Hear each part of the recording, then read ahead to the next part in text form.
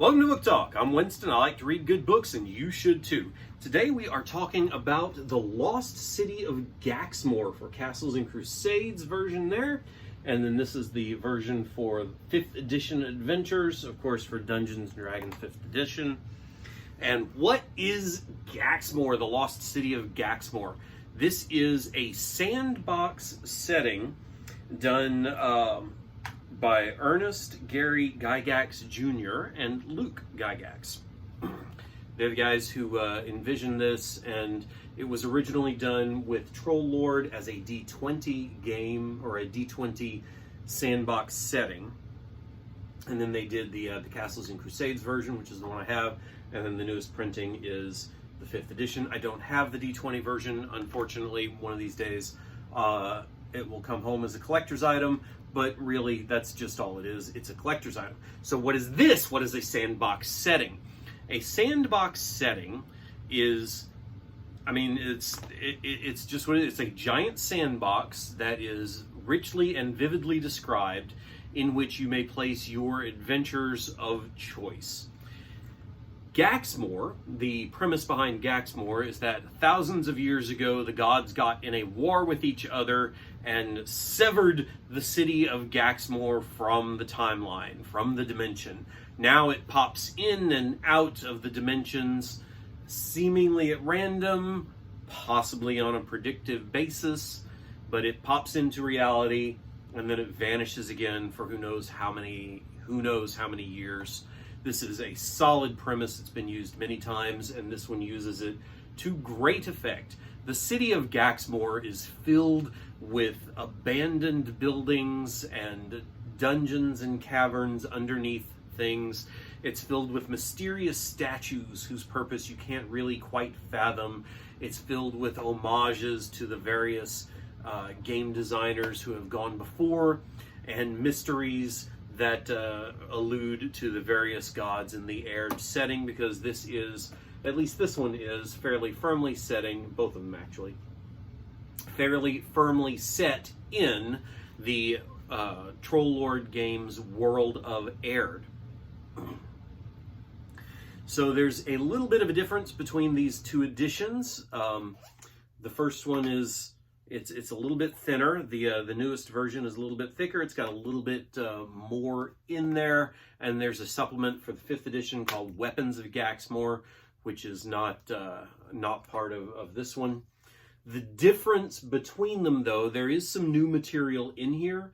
Mechanically, the difference is minuscule. Some differences in stat lines, some minor differences in spell descriptions. If you are familiar with Castles and Crusades, you have no problem converting from D&D to C&C, or from C&C to D&D, if that's what you want to do. What kind of adventures can you expect to find in here? Who knows? There's all kinds. The premise behind this is that many things are out of whack in the dimensions, and the adventurers themselves are caught up in everything. I believe there's a demon prince in the city. Of course there's undead. There's undead everywhere. They're like rats. You can't get rid of them. Let's see. There's the ruins of the Lost City. What shades of past glory remain? They're laid waste by the pillaging madness of man, goblin, and beast. Her walls are breached, her towers stained with ruin. Her houses are pulled down.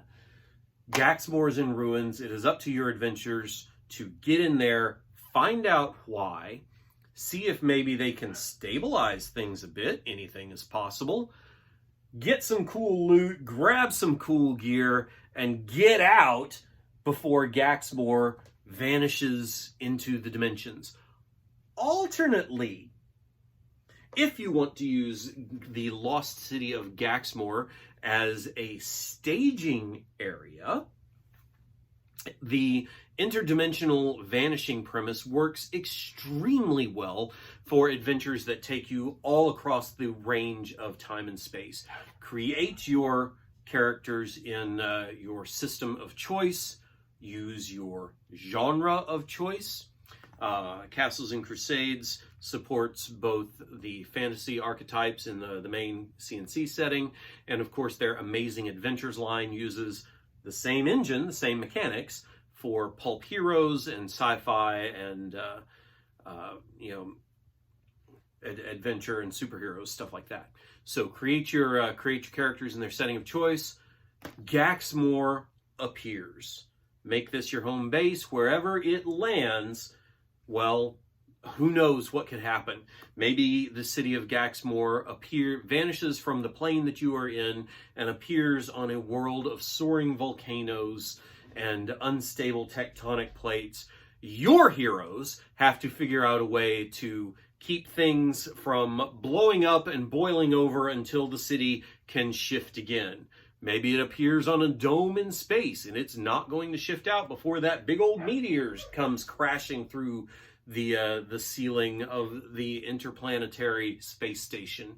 Maybe it appears in the middle of a desert, and on one side you have a whole horde of angry Egyptians, and on the other side you have a whole horde of angry Babylonians, and you are caught in the middle.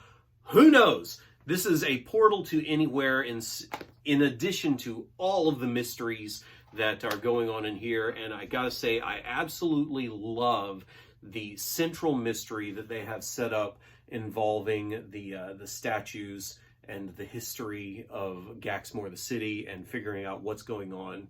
I loved reading this book. One of these days, I might even get to run a game with it. But, so you know what your assignment is. Go find a good game, play it, and find some good books, read them. StarmanSaga.com for the Starman books, DianeDetzer.com for Intergalactic League. Head over to Critical Press Media, check out whatever I've got going on at that time. And then when you're done with all of that, come on back here, because there's more book talk yet to come.